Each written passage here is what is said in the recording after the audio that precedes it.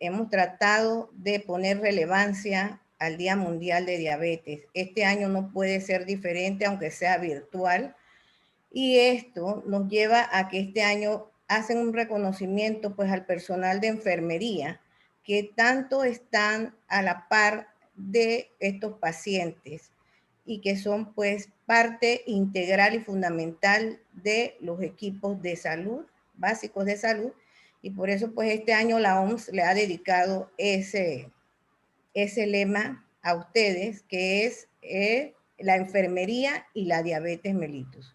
Entonces creo que va a ser una jornada pues icónica porque por primera vez lo vamos a hacer así, y segundo porque el esfuerzo que hace todo el equipo de docencia, sin el apoyo de ustedes, los colaboradores, pues creo que no se pudiera llevar a cabo, porque esto se hace para ustedes. La educación continua debe ser un norte siempre en todas nuestras actividades, y espero que la actividad sea para ustedes de enriquecimiento. Creo que tenemos panelistas de lujo, así que creo que no podemos tener nada más que una excelente jornada docente. Gracias. Bueno, sí, gracias a la doctora Verónica Ramírez, a todo el equipo de docencia que nos está apoyando a nivel de la provincia de Chiriquí, a los coordinadores de docencia, al técnico Bilberto Chávez, muy agradecida. Bueno, como primera expositora en nuestro primer tema tenemos a la doctora Yanemi Morán, que siempre está con nosotros apoyándonos. La doctora Yanemi Morán nos va a compartir el tema diabetes infantil y adolescente. Ella es médico pediatra de la ULAPS Nuevo Vedado. También es doctora en medicina y cirugía 2004, Columbus University. Maestría en ciencias clínicas con especialización en pediatría 2008-2011. Pediatra de la Caja de Seguro Social. Posgrado en docencia superior, Universidad Udelas, miembro de la Sociedad Panameña de Pediatría. Bueno, con ustedes la doctora Yanemi Morán. Buenas tardes, doctora. Hola, buenas tardes a todos. Gracias por la invitación. Espero que la charla sea de mucho provecho para todos, y pues cualquier duda al final con mucho gusto la podremos resolver. Vamos a pasar a la primera diapositiva. Ok, primero pues algunos puntos para recordar de manera muy somera, pues que la glucosa es la principal fuente de energía que tenemos en nuestro organismo, y que la insulina es aquella hormona que se produce en el páncreas que va a ser necesaria para que esa glucosa se pueda utilizar de manera adecuada en los tejidos donde ésta funciona, que son básicamente hígado, músculo y tejido adiposo. Cuando el páncreas no produce de manera adecuada la insulina, ya sea de manera insuficiente o de ningún tipo de producción, esta va a permanecer fuera de la célula en sangre, llevando a hiperglicemia. Y esta hiperglicemia crónica es lo que vamos a conocer como diabetes. En pediatría podríamos pensar pues que no es una entidad tan frecuente, sin embargo, cada día más vemos a más pacientes que desarrollan diabetes tipo 1 y peor aún, pues más pacientes que desarrollan diabetes tipo 2, relacionado pues a los malos hábitos que nos imponen los nuevos tiempos. Vamos a ver la siguiente diapositiva. Ok, el término diabetes hace referencia pues a un trastorno metabólico que va a caracterizarse por hiperglicemia crónica, como les había comentado, como resultado de una alteración en la secreción de insulina, ya sea porque hay una disminución o una producción nula de la misma, lo que va a disminuir su efecto a nivel tisular, o porque hay una alteración en lo que es su función. ¿Okay? Vamos a pasar a la siguiente.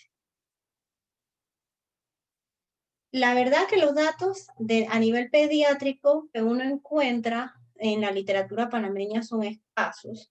Sin embargo, en lo que es la población adulta, se reportan más de 1.000 muertes anuales por causas, por la diabetes, y se dice que 9 de cada 100 personas padecen diabetes en Panamá, y se registran aproximadamente 2.500 casos nuevos.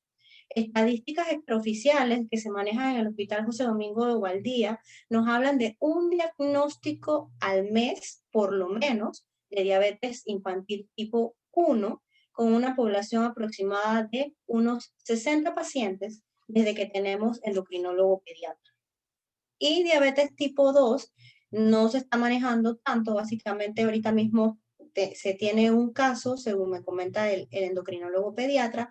Sin embargo, cada vez vemos más niños que cumplen con criterios de lo que es el síndrome metabólico con obesidad y trastorno de los triglicéridos, por lo menos, lo que los pone en fases iniciales para lo que es la alteración de la glucosa y desarrollar más adelante una probable diabetes. La siguiente, por favor. Nosotros tenemos en Panamá para el 2018 que la diabetes era la cuarta causa de mortalidad en el país. La siguiente, por favor. Y para Chiriquí somos la segunda provincia a nivel nacional con más muertes por diabetes. Entonces, es importante saber esto. ¿Por qué? Porque estos pacientes que les hacemos un diagnóstico temprano, necesitamos darles un buen seguimiento para no convertirlos en parte de las estadísticas.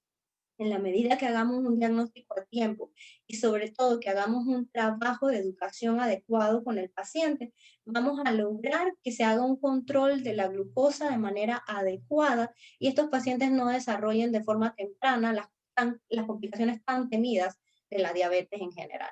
Pasamos a la siguiente.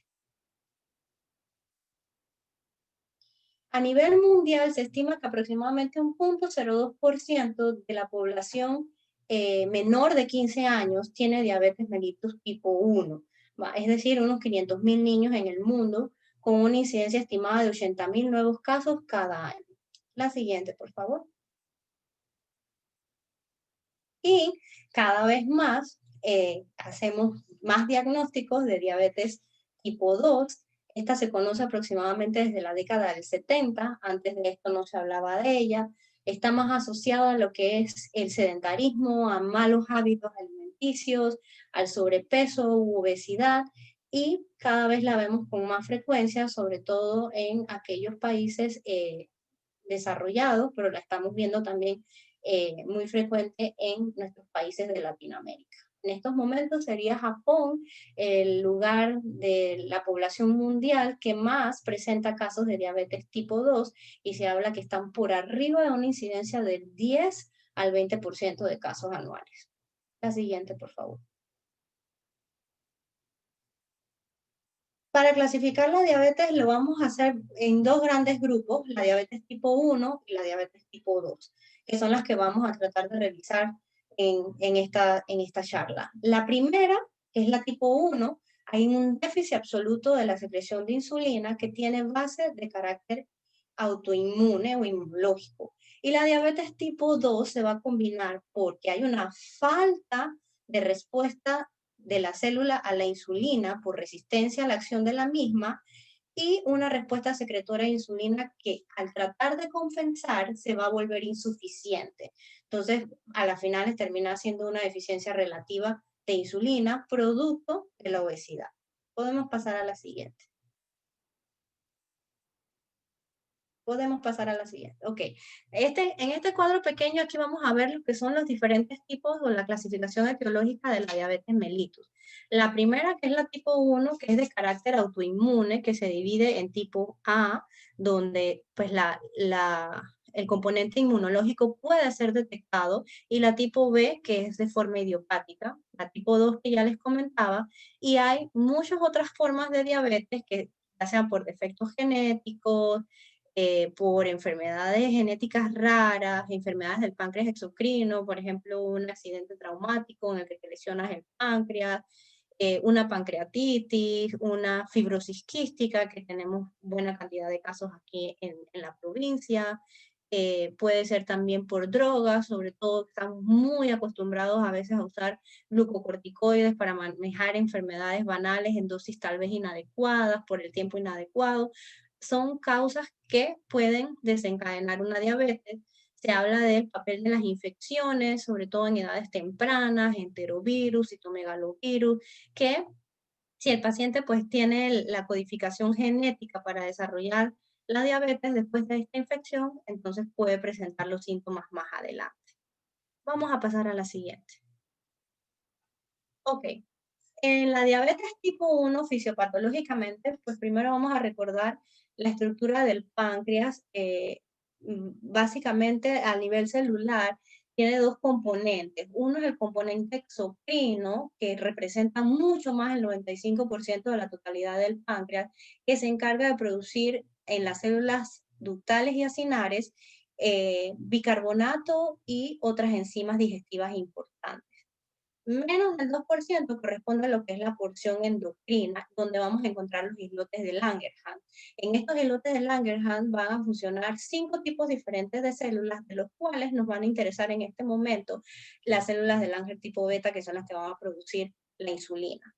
En la fisiopatología, por mecanismos autoinmunes, estas células van a ser atacadas por antígenos, por anticuerpos generados por el mismo huésped, por la misma persona, que van a atacar como antígenos estos islotes, desapareciéndolos y por lo tanto impidiendo la producción de insulina y manteniendo una glucosa elevada en sangre, pues porque no existe la hormona necesaria para que ésta pueda hacer su acción a nivel de lo que son los tejidos. Podemos pasar a la siguiente. Aquí, básicamente lo que les hablaba en la imagen de la derecha, pues es un islote normal donde hay células beta en adecuada cantidad, y en la imagen de la izquierda abajo, pues vemos cómo son destruidas las células,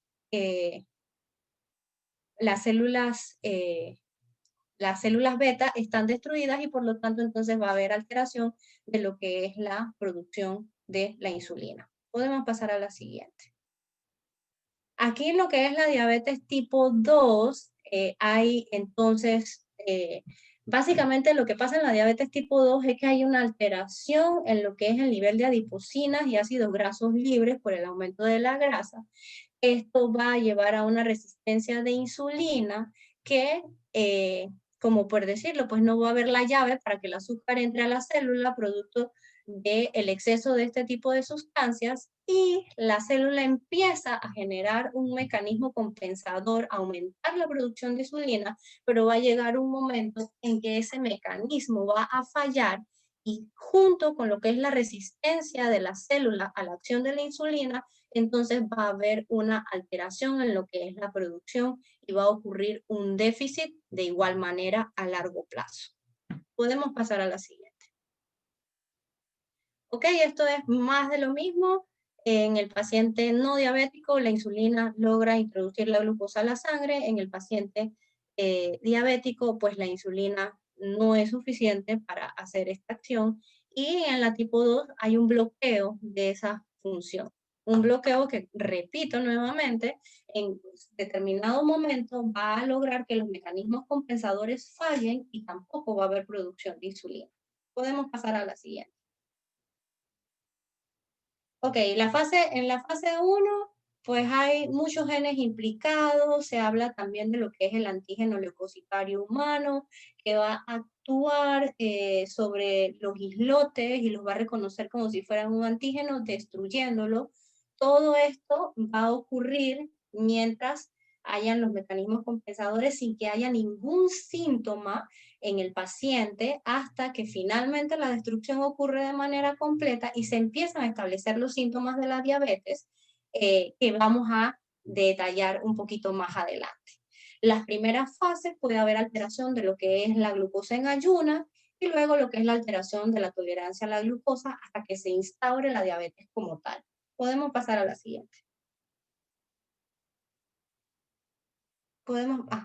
Y en la diabetes tipo 2, pues se habla de que la triada es obesidad, resistencia a la insulina, con déficit relativo de la misma por pérdida de los mecanismos compensadores, pero aquí hay ausencia de autoinmunidad pancreática. En estos pacientes, cuando se hace el estudio para identificar el componente inmunitario, pues se encuentran negativos.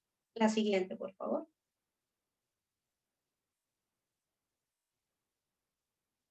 Ok, la etiología de la diabetes tipo 1, como les mencionaba, es multifactorial. Hay muchos factores genéticos, ambientales, como lo de las infecciones y los factores inmunológicos como tal.